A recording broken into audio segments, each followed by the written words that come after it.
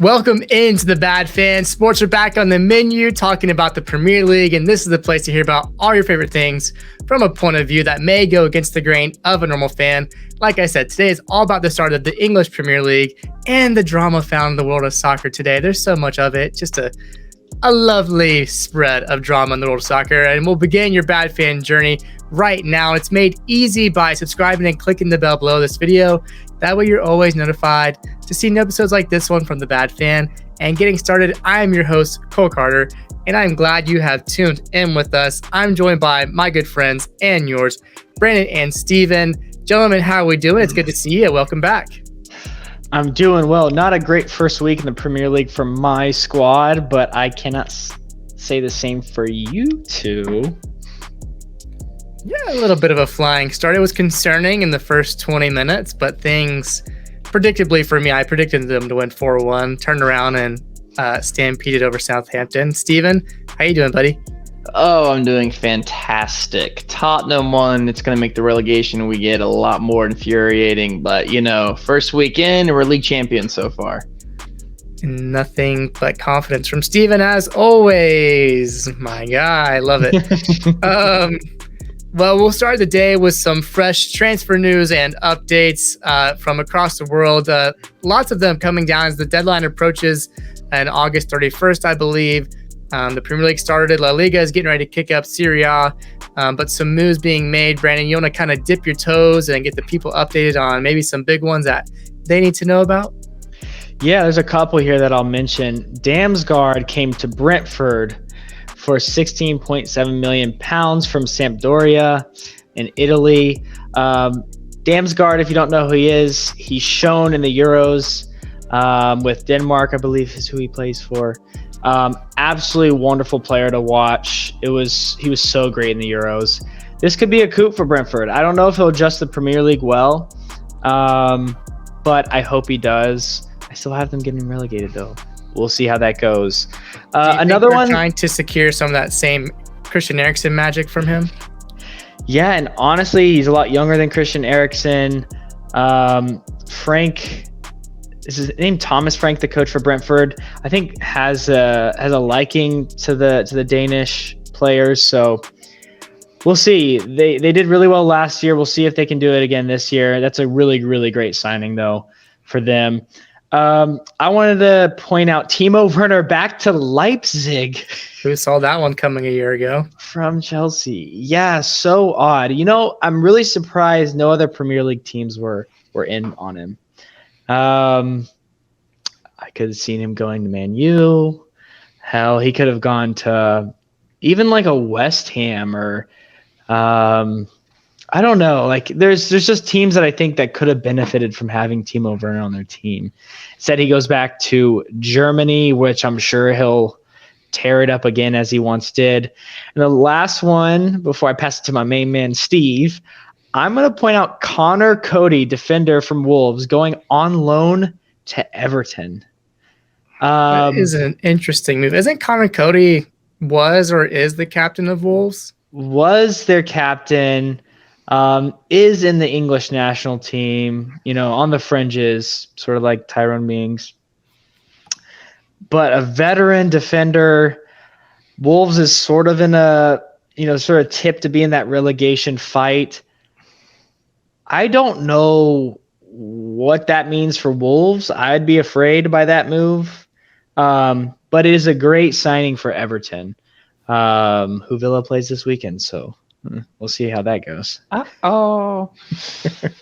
Yeah, Connor Cody was on the bench in that first game Wolves had this season. So the move was rumored and it happened. I want to take you back to FIFA 2016. Oh, heyo. By the way, my camera's just going to be coming off this episode. FIFA 2016, Brandon's talking my ear off about this guy named Renato Sanchez on Swansea City. This dreadlock Portuguese mastermind is moving to PSG from Lille. He was supposed to be the next big thing. His career's had a topsy-turvy kind of trajectory. Again, I said starting from Swansea, and now he's made it all the way to PSG, the likes of playing with Messi and Mbappe. That's insane. That's absolutely incredible. In fairness to him, he did win the league title with Lille over PSG, so he did have some success thus far. This and is true. won a Euro with Portugal. And this success has landed him on the same team as the GOATs of Neymar, Messi, and Mbappe. That's really exciting. A signing that I didn't see coming out of anywhere that also didn't. It's hard to figure out value now in today's market, but is Marc Cucurella moving to Chelsea from Brighton for £60 million. Jeez, That is a high price tag. And he goes and gets an assist in his first game with the Blues. It was a bullet into the box. But yeah, that's a signing that his hair is bigger than mine, and that man can run up and down the wings. I remember when Tottenham has played him, the guy just can't stop. So it's kind of refreshing to see a player, even though coming from a small team, not a lot of hype really around Cucurella, going for a high price tag. So that's crazy. And then the last one I want to touch on me personally is a guy that I thought would never leave Real Madrid, and Isco signing to Sevilla on a free. Isco, vamos, Isco. Vamos. Well. And, talking about Cucurella again, his former employer coming in to beat Manchester United. So even without Basuma and Cucurella, they went in and took care of business. So Brighton might make some noise this season, even without those two big players. We'll have to see what happens down the road. But talking about Manchester United, oh boy, fellas, there is something going on with Manchester United. Brandon, what would you describe it as? What would you say it is right now? In a different scenario, I might use other words, but it is a crapshoot at the moment. And it sort of has been for the past year with Ralph Rangnick. And we talked about it last season, and it has bled into this year. And it is, honestly, it is tough to watch. I love it for the drama and the headlines every single day. It's amazing, but it's just so tough to watch. We have a couple Man U fans that I've been texting. I'm just sort of not poking fun, but just asking them to see their thoughts, and they're all over it as well. They're done. They're done with it. And I don't blame them. Yeah, I mean, coming into this season, we've had massive question marks with the appointment of Erik ten Hag towards the end of the last season, him finally actually taking over in the summer, and coming in, the biggest question mark being Ronaldo. What is his situation? He showed up to the training camp late. He's benched for the first game in their loss to Brighton, which was 2-1. And now PSG are in talks with Marcus Rashford. What is that one looking like, Brandon? I don't know. I know Rashford's representatives were in France, in Paris, talking with PSG, but I just can't see this one happening. However, if it does, Man U will definitely get a good price for him, but they cannot afford to lose Marcus Rashford right now. They cannot. I don't know, Steve. Can they? They didn't have him last year, so at least not on the field with the statistics. So that might be the kind of realm of thinking that Man United ownership is at. However, the man is so beloved in Manchester. Off the field, I don't think it's a good move. I mean, what was it? 2 years ago, this was like one of the highest valued players on paper.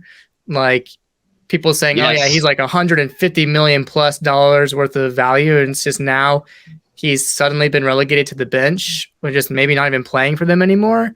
So I don't really know where the truth lies with this situation. I still think he's too talented. I think it's still there. He's still very young. If Ten Hag doesn't see the future with him, then I think we talked about Teemo. There should be Premier League teams willing to swoop him up, I would imagine. Now, Manchester United may not be willing to let him go to those teams, but if you don't want to let him go, then figure out a way to get him back on fire, because when he's on, he's hard to stop with his speed, dribbling ability, but apparently his finishing abilities has not been in the past year or so. And so this is why we see PSG link with him, which again, I would find unlikely because where's he going to go? Unless they see Messi leaving, that would be the only thing I can understand if Messi goes back to Barcelona, which in itself is a situation we'll cover soon. I just don't know why he would land in Paris when the situation in Man U probably fits his playing needs better, if I had to be honest. Manchester United is also apparently close to a deal with someone who looks like Steven again. Rabiot, coming from Juve. I think he's nearing the end of his deal, has about a year or so left, for a reported £15.5 million. Steven, what are some of the pros and cons of a deal that would involve him? Oh, I got you right here. The pros are for the Juventus fans that it will be pouring wine on his exit. And the cons are Manchester United will be getting a Manchester United signing. It's almost carbon copied. It's hilarious. Rabiot is not what's going to make this team better. It's just kind of like, oh, you want to make another mistake? Here's a guy named Rabiot. All kidding aside, though, this is a guy that's underperformed at Juventus, hasn't been in his prime for some time. A player that Tottenham recently was linked with a few years ago to come into the team, and he's past his best. He's not somebody, in my opinion, he doesn't know the Premier League. I think that also needs to be thrown out there. He doesn't know the Premier League. To hold it down in the middle of the park for Manchester United, I think me out there, we could do a lot of the same thing, which is be poor. I don't know. I don't think it's a sign that they need. I don't get it. It's probably going to be a high wage, and it's going to be copy and paste. I like Fred more. I like McTominay more. I like Andres Pereira more, who recently made the move to Fulham. This is a guy that is in his prime that's going to demand a high wage, and I personally don't think it's going to offer a lot. So, again, Juventus gets him off the books, so that's a pro. And it's a Manchester United signing, so I wouldn't be surprised if it goes through. Brandon, what do you make of it? I was going to say, if it happened earlier in the transfer window, like it almost like was meant to happen, I'd have more confidence in the signing. Now that they're sort of the end and desperation is kicking in for Man U, and it's very obvious, which is, again, sad. This is not the move you want to make. You don't just want to be throwing money at players when, like Steve said, you have McTominay, who I think Rabiot is definitely better than McTominay, but like to what extent? Like, would you need to bring in a new player and embed him? I don't think all of that effort is worth it at all. However, I will say he's cheap and there's relatively low risk. He's a France international. He's 6'2". He's left-footed, and he's in his prime. But in that, it's also a con. He's in his prime and pretty mediocre as a soccer player, especially to Premier League standards and Manchester United standards. He's not a creative midfielder by any means, but he's also not a defensive midfielder. So what does that mean, right? He's just like an 8. He's not a very great one. How did he play for Juventus all these years? If you could answer that question. Oh, he hasn't really. Yeah, he has. Yeah, so well, how is he on the France national team? I don't know that either. So, look, I think they need to stay away from this. Supposedly, I read that Man U's representatives are talking to his mom because his mom is like the one that gives the okay. Not to say that's not cute or whatever, but it's kind of like my mom. Yeah, come on. It's like it's professional sports. Come on. You probably don't want to be dealing with that. So leave Rabiot in France or Italy or wherever he wants to be. Don't bring him here. Yeah, I mean, it'll be interesting to see what Man U does. Who else are they linked to right now, Brandon? I don't know much about this guy, but he has a pretty good track record. Cody Gakpo, I probably butchered that name, from PSV. He's rated as about £35 million. Pretty good investment for a winger who's never played in the Premier League. He's 23 years old. Get this, though. Last year alone, 21 goals, 14 assists in all comps. That'll jump off the page. And so, do they need a winger? Maybe. Can he play striker? I don't know. Steve, do you know? I don't know, but it's just so funny when you said, "Do they need a winger?" And I just think of who they have in Rashford and Sancho, but the answer is yes. Like they have Alenga still, who was yeah, pretty good for them last year. it's just so funny. I can't help but think I was like, would Daniel James make the first team sheet in this squad? Like, probably. I don't know. Like, it's just. I think this would be a good signing, though. I think it's a good signing. So I don't know if they'll get it over the line, but I think this one's a good signing. Well, if the three of us together could become Eric Ten Hag, put our brains together, and we could do it some way, how could we solve Manchester United's problems? Beginning with, let's say, the striker position, what would be some good options and what would be a good way to turn it around? Because, you know, when I start thinking about Manchester United signings at striker, you have Cavani, Ibrahimovic. Let's not forget the poor signing that was Igalo. Igalo at one point was supposed to be the signing at striker for Man U. So at this point in the transfer window, what is even an option that they could bring in to help bolster this squad that really needs some help up top?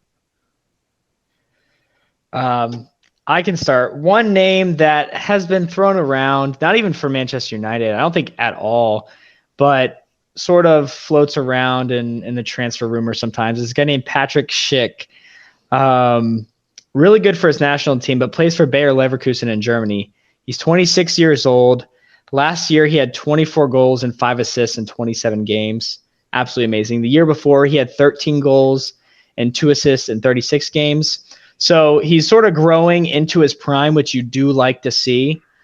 The only thing is he probably costs upwards of 45 million pounds. It could be more, depending, just because he's coming off his best year yet. And I also don't know what Bayer Leverkusen is going for this year, to be honest. So They made a Champions League spot, maybe? I don't know for sure. Maybe Europa League. They're always usually in that realm. So they won't be willing to sell him, I don't think. So I think you would definitely have to go in higher than 45 if you're going to get him. But I think he would be worth it. A good replacement for Ronaldo, even though I don't really think you can replace Ronaldo. He's still young, like going into his prime. That's who I would go and buy yesterday if I was Manchester United. So, Steve, you could turn back the clock in a transfer window. Who would you pick for Man United striker? So I don't know. This might be something crazy. And the only reason why I'm not going to spend too much time on it is Leicester City seems like in a selling mood. And in a rebuilding time, I don't know. And it's hard. You see, here's the thing. It's so hard to put yourself in the mind of a Manchester United chairman, owner, whatever you want to call it, because it's just doesn't make sense. So my funny shout here is Jamie Vardy. I don't know. English, knows the league, can score some goals, and I think appeases the masses while you build. And this is assuming the Ronaldo exit, right? So Jamie Vardy, though, low wage, I think Leicester moves them off the wages, maybe. I don't know. Cheap. It would be cheap and has done nothing but score goals in the Premier League. I think that would be something fun. You might go out and get a young striker behind him. Maybe this is your new Edison Cavani, but English. So we all know how, Premier League teams love their English. My real big shout, though, that maybe I think of Milik from Marseille.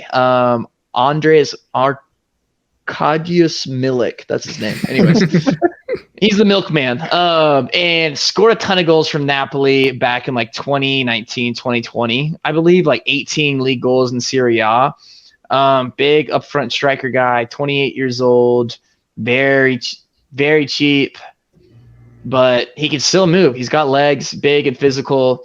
And I don't know, this Manchester United team doesn't want to spend money. So it's really hard, honestly. You can't just go and say striker XYZ, like go get, I don't know, Holland, obviously. Real quick, which is funny about Manchester United were so close on signing Haaland, but they didn't want to have a release clause built into his contract the way Dortmund did. I don't know. It's their front office just doesn't make any sense. Even if you present them with logical signings, that's why I'm throwing out Jamie Vardy. Maybe this Polish striker, Milik, that was good 2-3 years ago. Maybe Memphis Depay comes back and you play a false nine. I don't know. Maybe you move Marcus. Yeah, like Aubameyang. Look, Aubameyang is supposedly on the block. That's the thing. Everything is you have to decide, I guess, where your building blocks are. Ralph Ragnick said it best. This team needs 10 signings. 10. And they let 8 players leave this transfer window and have signed 2. I think they loaned one of them out too, by the way. Yeah, so I don't know. You asked the impossible, honestly. Which I've heard that quote before coming from Antonio Conte coming to Tottenham. He said the same thing similar to Ragnick said. The squad needs to be overhauled, and look at what Tottenham has done, bringing in 6, 7, 8 players that are trying to build for the future and to win now. And I think even looking at what happened with Darwin Núñez going to Liverpool, it's just indicative of Man United's inability to be a player in the transfer market and their failure as a club to revolutionize their identity right now. And it's just been abysmal for a couple of years. You've had some good run-ins with Solskjaer coming in second, I think in 2019, I want to say it was. And, that was close to the same team as the past, like the next couple of seasons. You brought in Maguire, I think in the 2019-2020 season, whatever. But it's just, I still don't even know if it was Ragnick's fault, if it was Solskjaer's fault. I think it's just somewhere in that locker room, there needs to be a change. And I've heard this all the time on the media and people talking about, man, you're talking about the dead weight of the club.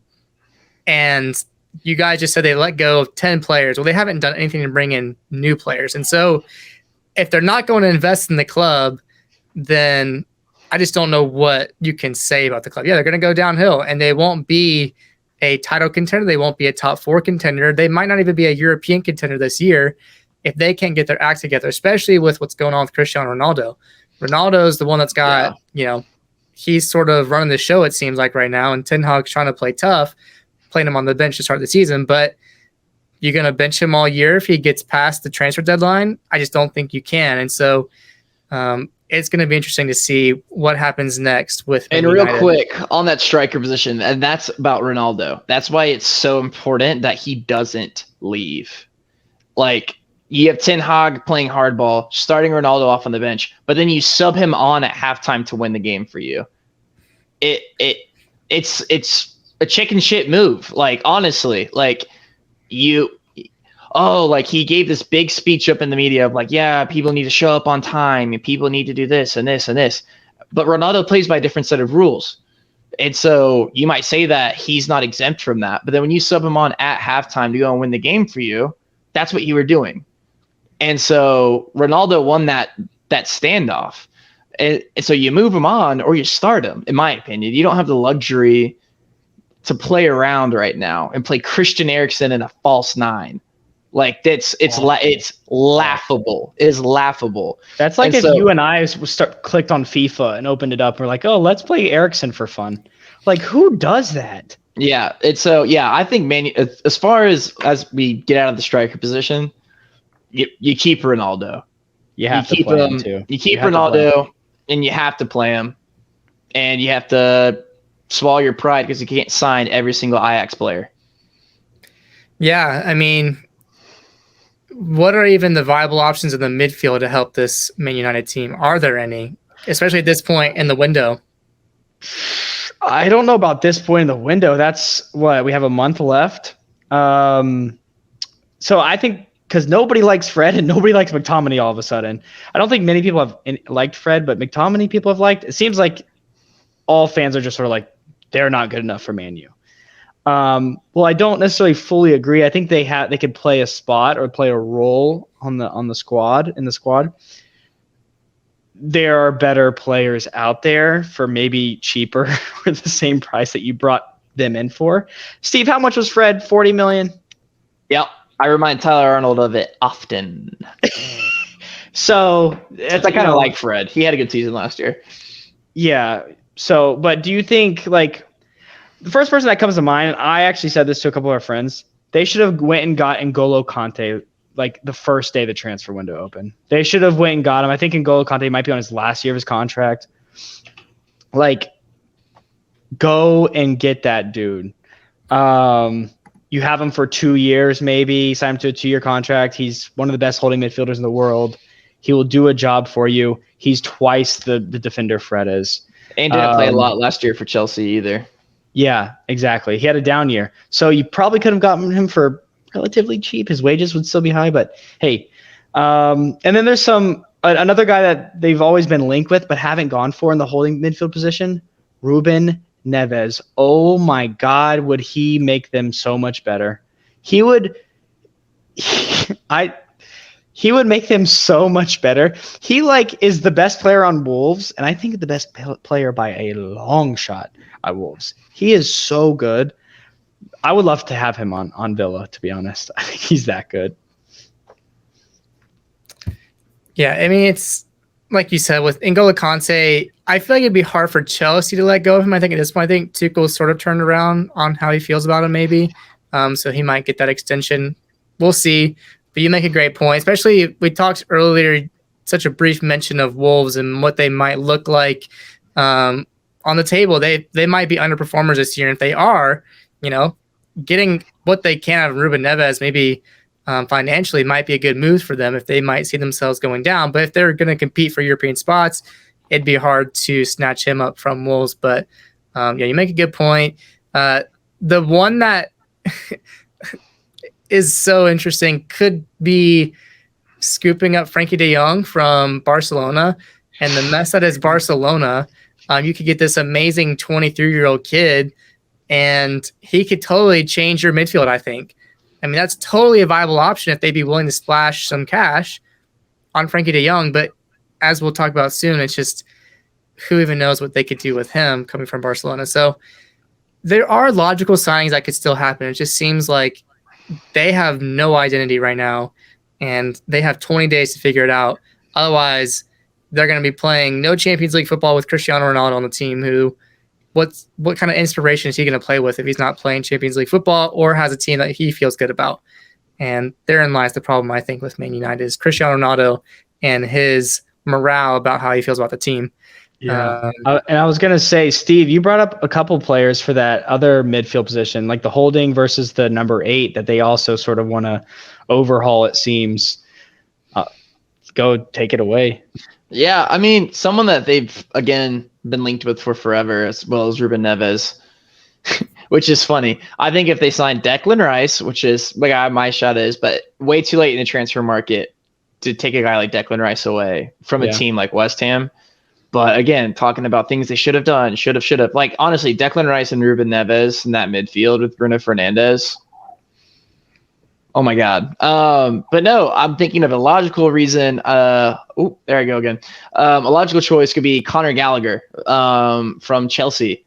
This is a guy that played for Palace last year, played out of his mind for Palace.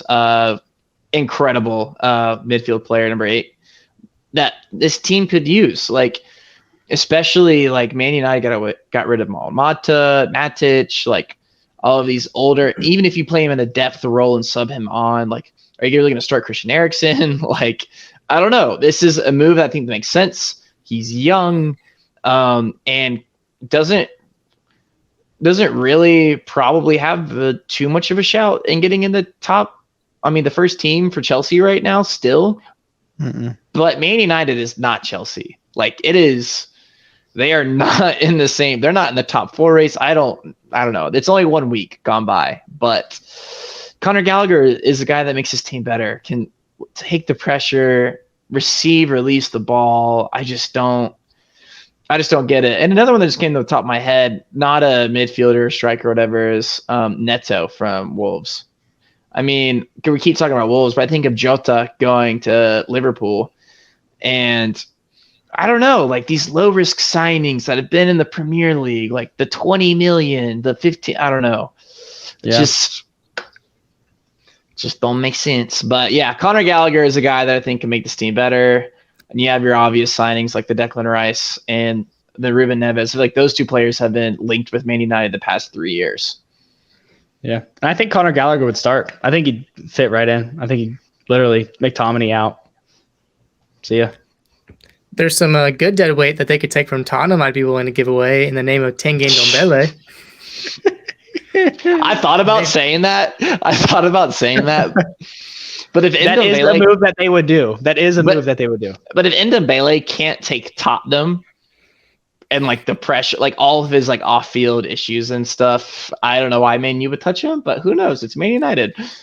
Frick. There was someone, I read a quote this week from a player who said that he is one of the most talented players in the world, but he just does not have that, like, he's just lazy, is what it kind of comes down to. But he said on the field, like, this guy is magical, one of the most talented players. He just does not have the ability to, I don't know, it's just the inspiration to play with Tottenham. I don't know. But yeah, he is someone. I mean, we could talk about Balotelli. Same. Yeah. I mean, shoot. But let's move on from the pity party that is Man United, and let's focus on something that's a bit more dramatic and playing out in the public eye, which is insane right now. Talking about Barcelona, and they've had just a wild ride since the pandemic started. I mean, their Champions League losses that we could go on about, going from 8-2 against Bayern Munich in the COVID season. Then you had the 19 collapse against Liverpool. They've had these incredible fallouts in the Champions League. They lose Messi to PSG because of their financial situation, of which they're like over $1 billion in debt. So let's begin there, knowing that Barcelona is $1 billion+ in debt, and La Liga have very strict salary regulations. So Barcelona have been activating these things called levers, and they began by selling off 25% of their domestic TV rights to an investment firm called the Sixth Street for 25 years. That is a very long time to have a quarter of their TV rights revenue going to one company. They then sold off 24.5% of Barca Studios, which is their in-house like production company. You know, they sold out to the company Socios, and they have now raised over 600 million euros. They recently signed a new sponsorship deal that you may have noticed on their shirt and their stadium with Spotify. And last year, the club took out a 500 million euro loan from Goldman Sachs to spread out their debt repayments. All this over a long period of time. So they won't really be making short-term money, but long-term, they need to be getting out of that debt so they can perform on the field now. So they want to be competitive while also trying to adhere to the league regulations.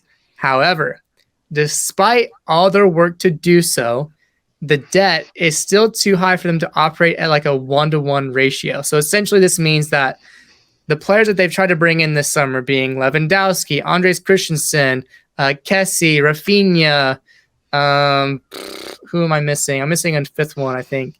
And then also the re-signing of Dembele and Sergio Roberto means they can't register these players to play this season for Barcelona.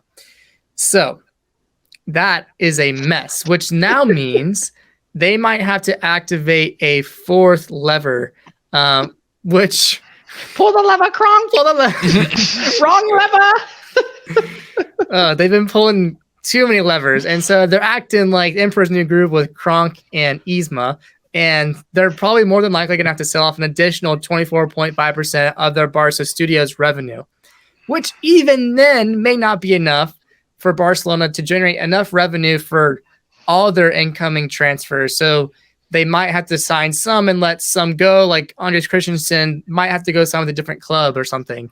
Unless they can generate revenue through outgoing transfers, like I mentioned, Frankie de Jong, or restructuring their contracts with players like Piqué, Ter Stegen, and so on. So that's a mouthful.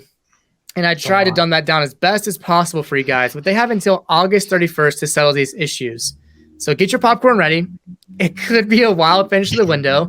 This is seriously, that I can recall, unlike anything we've seen before with the club. Barcelona is arguably the biggest, if not one of the biggest clubs in the entire world. And they have been irresponsible financially.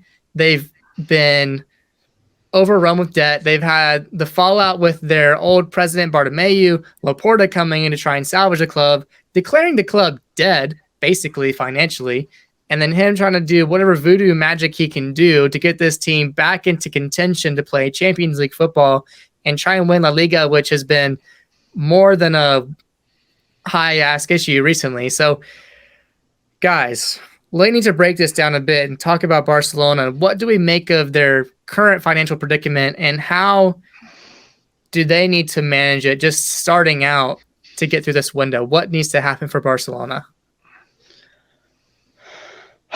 I don't know if they can. I don't know how you do that. I even saw something recently, and I won't go into depth about it, but you can look it up. The Athletic reported, which is one of the top reporting groups, that Barcelona is going to involve Frankie de Jong in some legal action because he signed a contract that was offered to him from the old group that owned Barcelona, which they have a weird ownership thing. It's too much to get into now. But that the wages and the wage structure that they had agreed upon was not correct or like illegal, basically. And so they're going to basically be suing Frankie de Jong and the previous owner. I don't know. I don't know how you get out of it. They have to register 5 players, and one of them is the best striker in the world, Robert Lewandowski. One of them is the best young players in the world. Is it Frank Kessié? Is that how you pronounce it, Steve?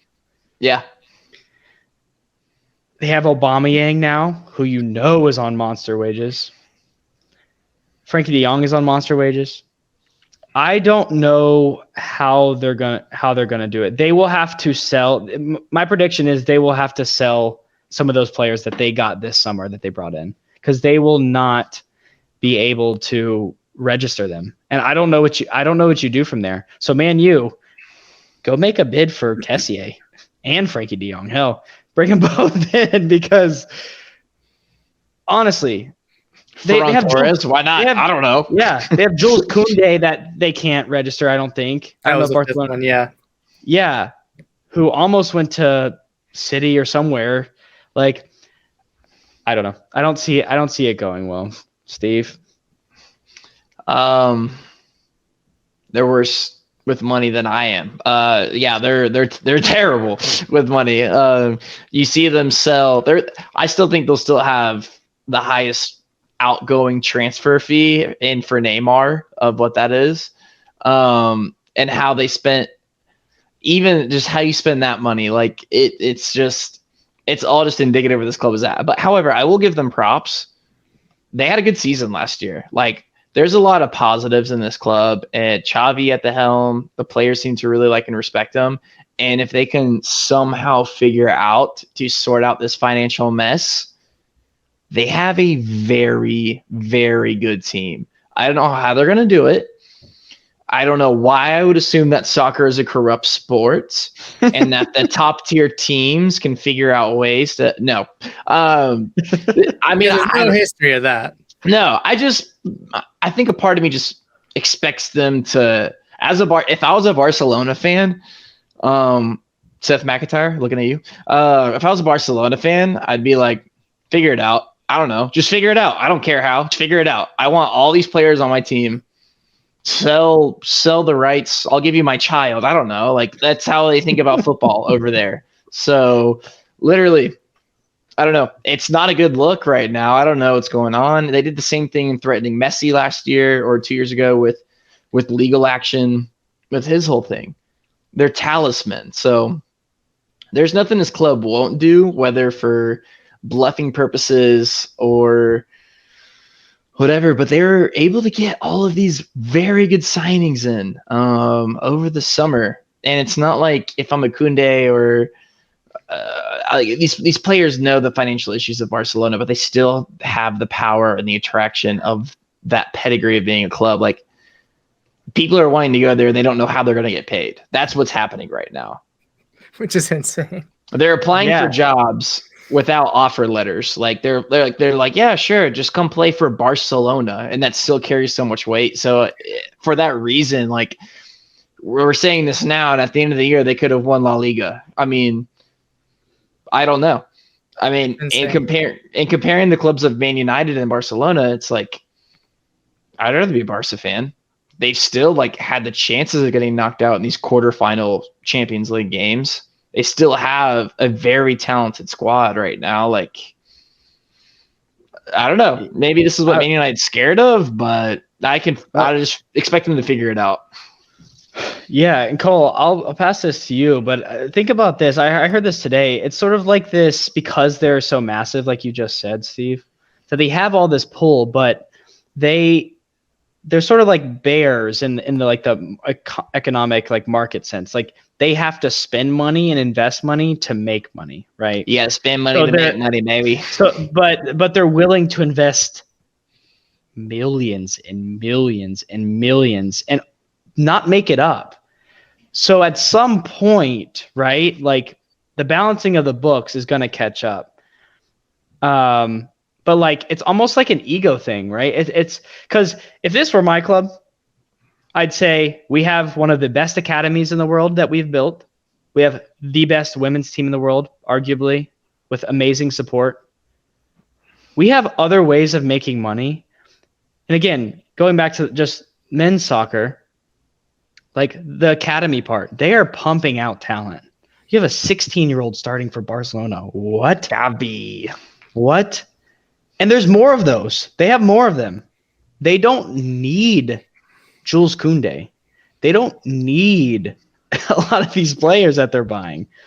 Honestly, they don't.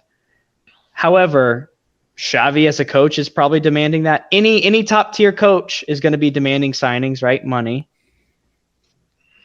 And again, like that's part of the ego thing because they don't want a coach that's up and coming or anything, right? It has to be top tier, which you can get by with that. But like then it's about buying the names. It's about buying all the stuff. It's like this ego of Barcelona is just keeping like it's like drowning them. It's like they can't go back. They can't take a step back and be like, oh, we can make good decisions here. We can make sound financial decisions. It's like the ego is driving the brand that is Barcelona. And before we know it, they're not going to be owned by Barcelona anymore. They will be owned by Nike or I don't know. Like they'll be owned by Apple or something. I have no idea. And it's crazy for me to even think too, their ambitions. They want to do like a $1 or $2 billion renovation on the Camp Nou as well. Yeah, they do. And I'm just like, Jeez. How are you gonna do all this? And that's just like, I literally don't understand. I don't. There's zero sense to what is going on there, and it's like you can't operate this way, especially like we've talked about these La Liga regulations. Like it just none of this makes sense. It can't be feasible. And yet here we are talking about them trying to make it feasible. And yeah, in 25 years, when all these deals are up about, revenue sharing, you got to pay Barcelona either will not exist as a club, which would be they will. It would be insane. Clubs can fold. I on that, and I'll let you keep going. I heard something today. If they weren't owned by the structure that owns them or something, they would be bankrupt and no longer exist. Yep, it's insane. Fact.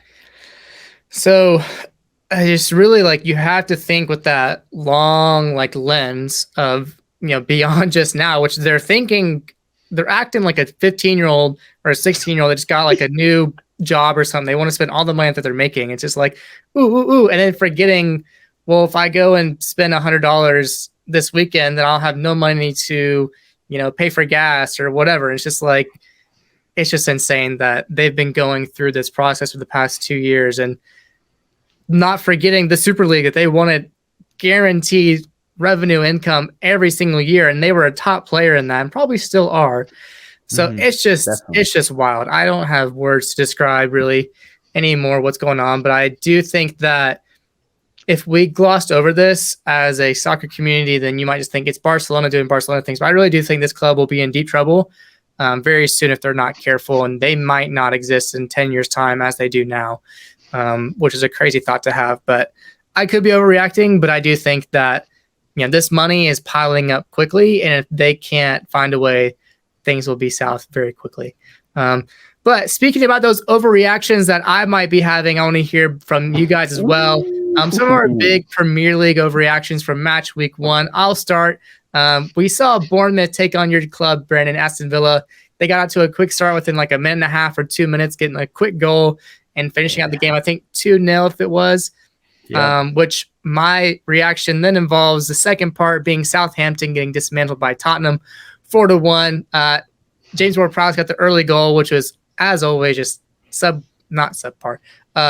sublime, and getting them out to a 1-0 lead, but then really falling apart later in the game, going down 4-1 and losing. And now reports coming out that Ralph Hasenhüttl does not have the trust of the locker room. So my overreaction is... You made that name up. Did I? Did I make that up? I don't know. Bournemouth, my overreaction is that Bournemouth will stay in the Premier League and Southampton will be the ones to go down. Am I a fool for thinking that? You're definitely a fool for thinking that. But am I a fool for thinking Tottenham will challenge Man City and Liverpool for the title? If you asked Antonio Conte, he would say no. Hey. If you were to ask a Man City fan, they would say yes. Realistically, no. I think for real, thinking about even what I said, I think that, Bournemouth, I think is a big overreaction. I think they're pretty clear cut to go down. But Southampton, if they don't play their cards right and they continue to have issues in the locker room, they might be contenders to slip down into the championship this season, which would be insane because they've sustained pretty well the past couple of years, even competing, under Pochettino 6-7 years ago, however many years it was. Crazy if they would be the ones to go down in 2022, 2023. But Tottenham, they are trying to build a club that is, year in and year out are playing Champions League football. They want to be a cornerstone of that.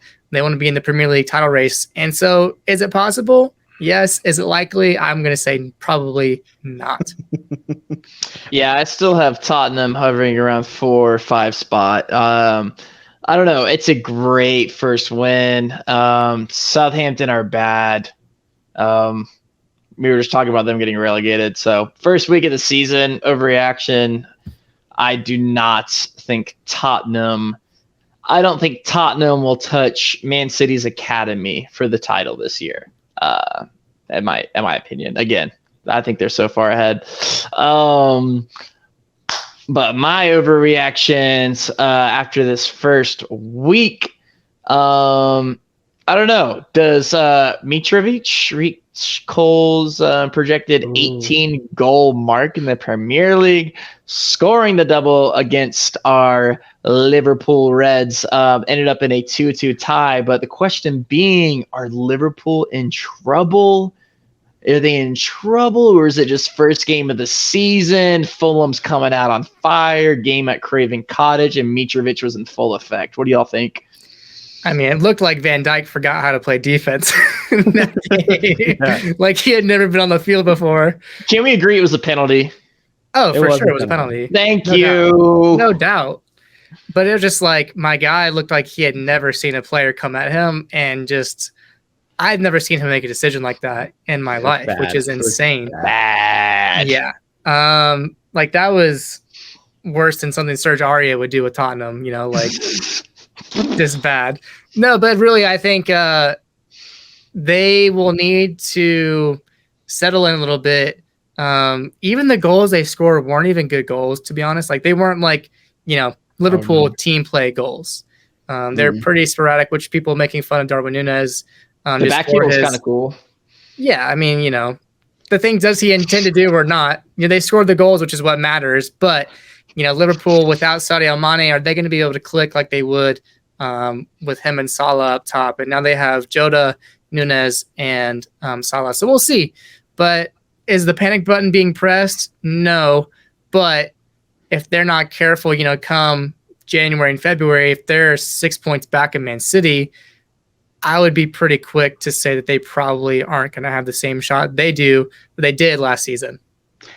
Yeah, as much as I want Mitrovic to score 18 goals, I still don't think he will. So I'm not going to overreact there. Hope he does. He's on pace for 76, so good for him. Liverpool does this thing where they look shaky and then they hit a unbeaten run the rest of the season. So I have no reason to expect otherwise that's going to happen. So no, I'm not going to overreact there either. And I'm going to double dip on overreactions into Leicester City going 2-2 against Brentford. Are we worried? This is for my man Trey. I feel like the only time we see Leicester City in the transfer rumors are players coming out, nobody really coming in. Are we worried about Leicester City going into the year? This is a team that really has been a Champions League team, Europa League team. And is this their dissension back down into middle of the table / outside of the top 10? What do y'all think? Or is it just too early to tell? And if I'm not mistaken, I think they were up 2-0 and then let in 2 goals to give up the lead. I'm pretty sure. Not mistaken. Yes, they will definitely be slipping. I think I put them mid-table, maybe 10th or 11th. In my season predictions. Go look those up. Cole did some great posts on Instagram for that. Thank you, Cole. But yeah, I think they are definitely in trouble. They have to be bringing a player or two in before this window, and they'll be, not I don't want to say a no name, but someone we're not super familiar with probably, and they will play really, really well for Leicester. I do think they will be middle of the table, though. Yes. I don't think it's an overreaction, but I think if we look at the same thing that happened last year, Brentford, first game of the season, beats Arsenal at home. Their first game back in the Premier League, they beat them. I'm watching the All or Nothing series with Arsenal right now. I recommend it. But Arsenal fans, they got off to a terrible start, and people are saying, is Arteta the man for the job? Is it, should we fire him, basically, at the beginning of the season? And that was a very young Arsenal team, and there's still some young players with Leicester, but I really think that they are trajecting the opposite way that Arsenal did last season. They should be worried.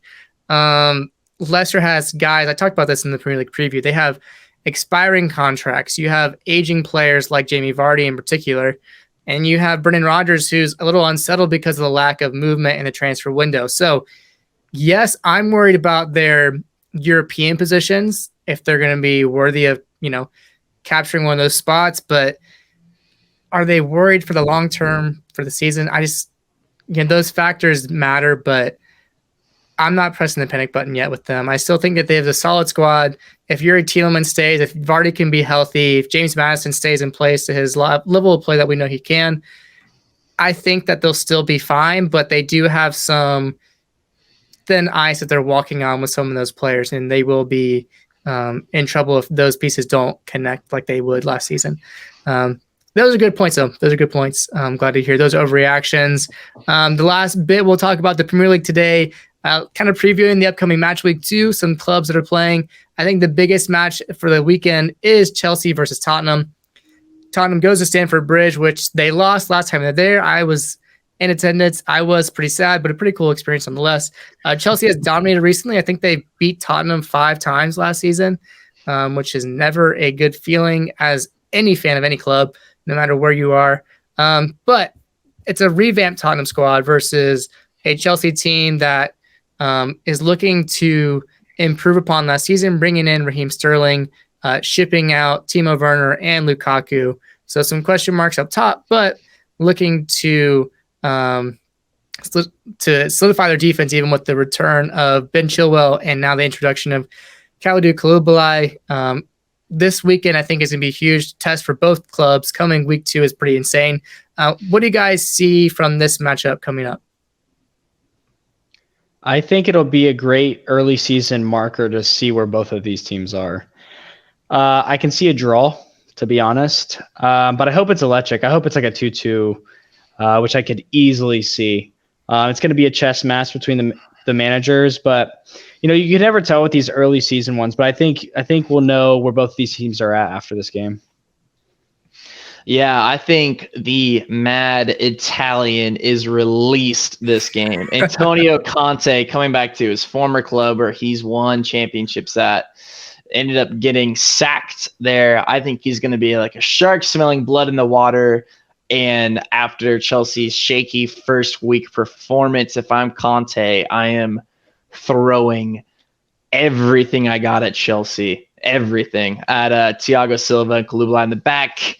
I'm throwing Son. I'm throwing Kulusevski. I'm throwing Kane. My subs are all wingers and attackers. I'm trying to get in there. And not to put too much pressure on this game, but this is huge. If Chelsea loses to Tottenham, Tottenham's able to get that monkey off their back away at Stamford Bridge. That's gigantic. Incredible implications. Conte knows that. For some reason, I don't think Tuchel knows that. So I think, I don't know. I think that Tottenham's going to go into this game guns a-blazing.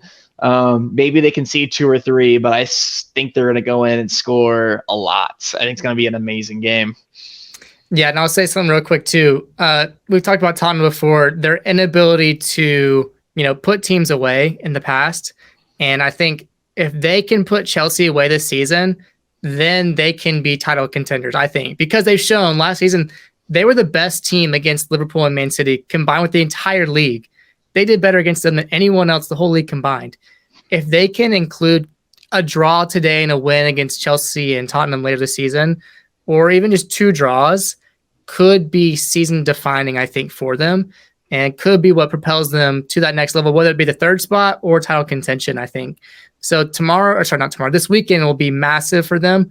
And again, will be that litmus test for what Tottenham is as a club and where they're going. So it's going to be an incredible match to watch. I'm sure I will be watching it without a doubt. Hopefully you guys as viewers tune in. But Brandon, fill us in on Aston Villa versus Everton. This is a team that you had high aspirations for coming into the season. Were you overreacting after week 1, or what do they need to be looking for against Everton this second game? We didn't look great. Villa, that is. Aston Villa did not look great the first week. You'd expect them to look good. But I will say, newly promoted team, as we saw with Fulham and Liverpool, it's always hard to win those games, especially on a first game week. Aston Villa versus Everton, pretty historic matchup, 2 massive clubs. It's at Villa. The place is going to be rocking, hopefully. And I think we're unbeaten in our last 5 times versus them. So things are looking up for us this game. However, we cannot lose. One thing Villa did last year that was just awful, and Steven Gerrard needs to figure it out, is that you cannot lose games. At least tie. you need to tie games. It's okay to tie games. You're not at Rangers or Celtic anymore, right? You're not. It's not the 2-team race. You need points, so we need to tie games. So I could also see this one being a tie.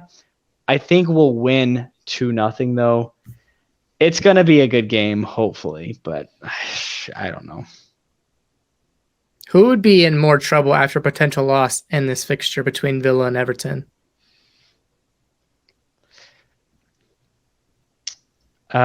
Steve, are you there?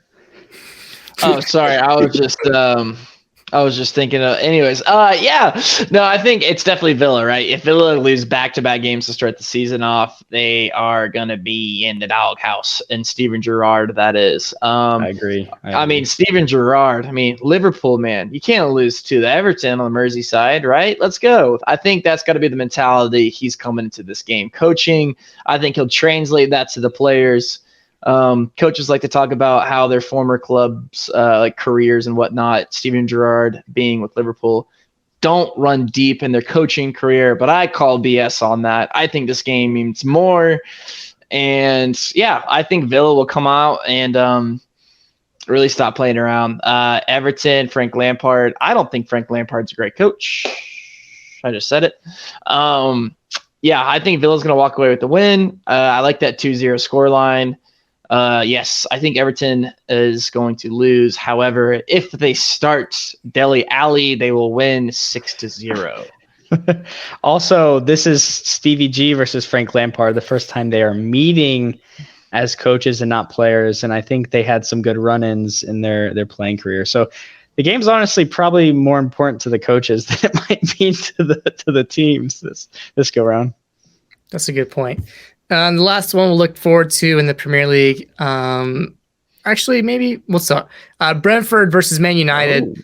This one I kind of talked about how Brentford, coming off a good start, and Man United coming off the poor start against Brighton. Is this the time where Man United and Ten Hag find their footing in the Premier League? I don't know, man. I'll let Steve answer because I don't know. What an emotional return it will be for Christian Eriksen to his long-term club, Brentford. No, I think Man United lose. I'm rolling with it. I'm rolling with the wagon downhill. It's huge for Ten Hag. I think Ronaldo starts, though. If Ronaldo starts, I'll say this. If Ronaldo starts, Man United win. If Ronaldo sits on the bench again, I honestly think that will infect the team. The Ronaldo eye roll from the sideline with the $50,000 earring in his ear, I don't know. He's a personality, right? You want to know what Ronaldo looks like in the locker room going into a game that he knows he's sitting on the bench for. It's probably awkward. Ronaldo is just the biggest personality in the room. So if he starts, I got them winning. If he doesn't, I'm going with a Man United loss. It's huge for Ten Hag. Yeah. Danger. I think they're in. Yeah, he'll be in some deep water if he's not careful against Brentford. Maybe look at this last one. Brighton taking on Newcastle. Brighton off that victory over Man United. Newcastle looking strong, continuing their form from last season. Eddie Howe's got the boys rolling. I really think they will keep it going. I think Newcastle's going to be a contender this year for a European spot. Really, I think if they can stay healthy, players like Kieran Trippier especially, is going to be the force that propels this team into relevance. I think I have them winning this game probably 2-0 over Brighton. Yeah, again, it's sort of like the Chelsea-Tottenham game. This might actually be the second best game of the weekend. Yeah. This will be a great marker to see where these teams are. I hate to repeat myself, but really, are they both, middle of the road teams? Are they going to be mid-table, or is Brighton going to keep pushing and go higher? They play great football. I mean, who knows? You just said Newcastle for Europe. I don't think so. But again, if you can go take it to Brighton and win 2-0 or something, you just smacked around Nottingham Forest like they were nothing. So, I don't know. I don't know who I'd choose to win. I'll leave it up in the air. We'll see this weekend. I think this is going to be a very entertaining 1-1 draw. I think Glenn Potter is just a great coach. I think these are the kinds of games that's going to get this guy that big profile job in the next 2 or 3 years or so. Graham Potter, excuse my French. Yeah, but he's a great coach. Honestly, one of the best in the Prem right now. Goes and beats Man United last year, and he's a coach last year that people are starting to realize that this guy knows what's going on. He's taken Brighton and he's actually building steam around this team to build them to last. And yeah, I think it's going to be a very entertaining 1-1 draw. Newcastle, with all the money backing that they've had over the new takeover, and Brighton is just that. God, I was going to go back on that Brentford Man United game. These teams like Brentford or Brighton, it's you almost go into these games with not having anything to lose, being the underdog, and you can play more freely and go for games. And that's what's so fun about watching these kinds of teams. And Newcastle, great first week of the season as well. I think it's going to be a very, very exciting game. But I got it as a 1-1 draw. Good call. Yeah. Good call.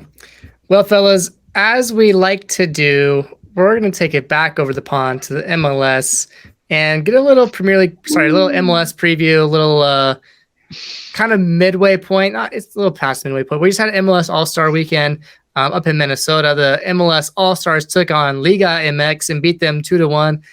Vela got the start with an early header to put them up. And then I can't remember who got the second goal. It was a penalty, I believe. Diaz. Was it Rudy Diaz on a penalty spot? Yeah.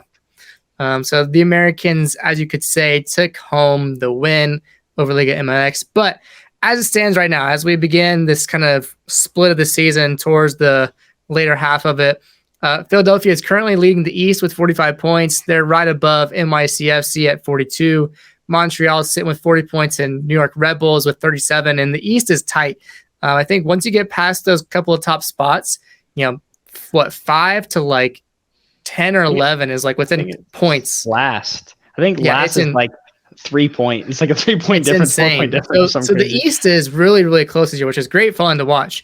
MLS could be fun coming down to that playoff stretch as we are now. And the West, we have LAFC with the acquisitions of Gareth Bale and Chiellini, and I think they just brought in someone else. I can't remember. Sitting with 51 points atop the West. Austin FC, which, hey, we talked about them early on the program in the spring, talking about if we should believe the hype or not. And they are sitting second with 45 points. And then a sizable gap between third, down 9 points, is FC Dallas with 36 and Minnesota with 35. So lots of great soccer to be played in MLS if you consider it to be great. And the Golden Boot race is probably 3 people that you would never have guessed would be atop it. I don't even know who Drussi is, to be honest, but I know who Brendan Vasquez is, and Ebuesi with 16 goals, 14 goals, and 13 is crazy that these 3 names are top of the list. You don't have the familiar ones like Carlos Vela, Chicharito, Joseph Martinez, and now Tati Castellanos has gone. So fresh names atop the list. Along with the assist totals, we got Luciano Acosta with 14, Carlos Hill with 12, and we have Wagner with 11. So, guys, that's where we sit, statistically at the table at the MLS at this point. Are you guys surprised by anything I just read off? Not by the East and or West. Intrigued, or maybe intrigued. Not by the East and West standings, really. Except maybe Montreal in third. That's sort of surprising. But yeah, the Golden Boot, the top 3 for that is extremely surprising. Brandon Vasquez, young American striker for Cincinnati, used to be on Atlanta United. 14 goals, excuse me, what? And then Luciano Acosta assisting him with 14 assists, 14 and 14. Man, they got it going on up there in Cincinnati. I guess down there for me. But if Brandon Vasquez gets 20-ish plus goals, does he do enough to earn a World Cup spot? Yeah. Ferreira will not make the U.S. men's national team roster going into the World Cup if Brandon Vasquez scores 20 goals. Yes. I'll say this. It's worth a World Cup roster for somebody. You hope it's the United States. Brandon Vasquez sitting down with Hercules Gomez and Sebastian Salazar over MLS All-Star Weekend, saying the door is wide open for Mexico. This is a man that has still not chosen a national team. United States fans, you should be worried. When asked the question plainly, talking about international soccer, is the door open for Mexico? And he said, yes, absolutely. I have Mexico running in my blood. My family's from Mexico, strong ties, grew up watching Liga MX since he has made the move to Atlanta in the youth academy and now to Cincinnati. And growing up in America, he's has swag in that interview. You should go and watch it on Football Americas. That's swagger, He has swagger in the conversation. Hercules Gomez asks him the question of what can you bring to the national team? And he said, goals, hold up play, creativity. The answers are firm. He knows his worth, and you'll love to see that in a player. So again, Brandon Vasquez has not yet declared who he is playing for. He did go on to say that U.S. has made contact with him and have been in conversation with him. And basically Greg Berhalter also coming out and saying, listen, specifically about Brandon Vasquez, if he keeps scoring goals, he's coming. Like, I don't know. It's but actions speak louder than words, right? So I think that's the biggest takeaway from all of these stats and whatnot. Luciano Costa having an amazing rebound year, the player that we all know he can be. I'll shout out Brandon, early season prediction of Luciano Costa having that ability. And let's not forget Gerard Abobasi, U.S. player, 13 goals. I don't know. I don't know. Has made caps for the United States men's national team before. So that's definitely what's most exciting to me, probably because Atlanta United is going off being Seattle one week and then just getting thrashed another week. So, yeah, that's what I'm focusing on right now, are individual players' performances. It's interesting. So I want to take it back to Brandon Vasquez. I didn't even know that was part of the discussion with him. And when I started thinking about it, he would be an insane fit, I think, for that Mexican national team.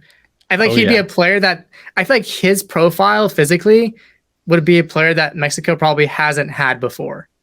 Oh my gosh, yes. Which this is just like, if I'm Brandon Vasquez, just thinking about it, I'm like, yeah, go to freaking Mexico, dude. Like, people in the U.S. will not give him, I feel like, the same, feelings. Like, heck, we talk about Jordan Pefok, can't even get into the freaking national team with him leading in the Champions League. He's our best striker. It's insane that he's been scoring 25 goals last year or something like that, and he is having struggle breaking through. So if I'm Mexico, heck yeah, I'm trying to get Brandon Vasquez. He could change the outlook of that team in the future, especially coming up to the World Cup. If I'm Tata Martino, I'm at least going to take a chance on him maybe. I don't know. Just depends on their needs. They've had enough issues. What if he could be the spark to help them in the upcoming World Cup? That'd be an insane turnaround and maybe a huge opportunity to change his career, which could maybe get him to Europe if he continues to perform well. I don't know. And I'll say this too. Like, again, he says he wants to go to Europe. He said, I want to go to Europe. I want to play in top leagues and I want to play in Champions League games. The swag in the interview of what he wants, and he knows what he's doing when asked the specific question. Literally, Hercules Gomez in the interview nudges Sebastian. Like, Sebastian Salazar was like, well, I kind of want to ask what kind of national team. And Hercules goes, ask him, like, right in front of Brandon. It's like, ask him, like, what national team are you talking about? And he goes, I don't know. And so he knows what he's doing. Brandon Vasquez is trying the United States' hand of, listen, I'm scoring goals. I know what I'm worth. I'm a strong presence up top, hold up play, statistically one of the best hold up players in the MLS. I know who I am, and kind of trying Mexico's hand as well. I don't have the Mexican tabloids pulled up in front of me, but I'm sure after that interview, it's wildfire down there about Brandon Vasquez. Yeah, he's a younger, fitter, better looking Raul Jimenez.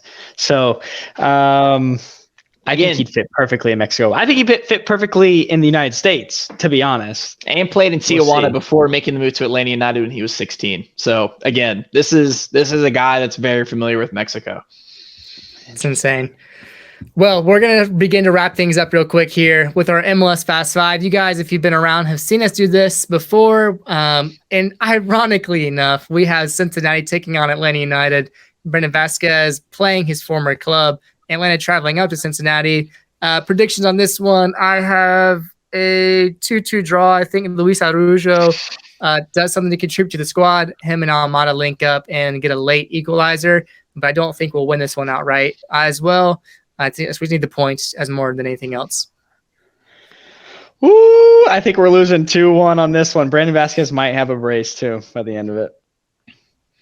I'm going to continue on the losing train, and I got 3-1 Cincinnati, a team that's always given Atlanta fits. Even when they finished back-to-back years worst team in the league, Atlanta finds a way to drop points against Cincinnati. So when we're talking about a Golden Boot leader and a guy who is leading the league in assists, I expect a 3-1 loss. Hey, maybe is this Cincinnati's year to take on LAFC in the MLS title? Who's to say? Philadelphia versus Chicago. was gonna say, sorry. If Atlanta United wants to make the playoffs, they better start picking up points. They better start winning games. Yep, that would be helpful. Philadelphia taking on Chicago. The Union sitting first in the East. Chicago almost dead last. I have Union winning 1-0 and moving on from that one. Union win 3-0. I'll put some respect on Chicago's current playoff team as things stands, as they are 7th in the East. They're 7th in the East now? That's right. Yeah, that's right. 7th in the East. Chicago Fire still lose to Philadelphia. No, actually, I'll go with tie. I'll do a 1-1 draw. Chicago just trying to stay above that playoff line. Man, I didn't know they had a surge. I thought they were still in the bottom of the table. And I don't know if they still have their goalkeeper. Is he at Chelsea right now, or has he come back? He was sold to Chelsea, but he'll be there through December. Oh, okay. So through the season. Miami taking on NYCFC. Higuain coming off of a hat trick the week before. Can he replicate his magic against New York? Sure, he'll score a goal, but it's still going to be a 1-1 draw. Sure. Oh, yeah. I don't know how NYCFC has been without Tati. 2-1 Miami. Ooh. New York currently sitting at 2, Miami at 9. I think, I don't know. I just love the dysfunctionality. We've been talking about dysfunctional clubs this episode a lot, and Miami fits that bill for the MLS. So I'll go Yankees. Yankees second team. Take the win over Miami 2-1. Yeah, they honestly could put their little MLS champions thing and just make it make it a patch on their jersey. It's so small. It's so toxic. Anyways, LA Galaxy taking on Vancouver. The Galaxy trying to find some way they can replicate what LAFC is doing in Los Angeles. Can they start the season, the post MLS All-Star break strong? No, they can't. Vancouver is going to steal a win at home and go 2-0 over the Galaxy. I think we'll see the new signing for the LA Galaxy. The young, I think he's 23 from Barcelona, Puig, I believe is his last name. Ricky. Insane signing, first of all. Also just shows you how bad Barcelona actually is, selling their good young talent, trying to fit in. We've moved on from Barcelona. Talent. Sorry. LA Galaxy will win 2-0. Yeah, this will be a fun game. Both these teams sitting on 30 points. Both of these teams, if they get a win, are in the playoff conversation at the last spot right now in the West. That's why it's important. I'm going to go with LA. The momentum around the new signing, like Brandon touched on.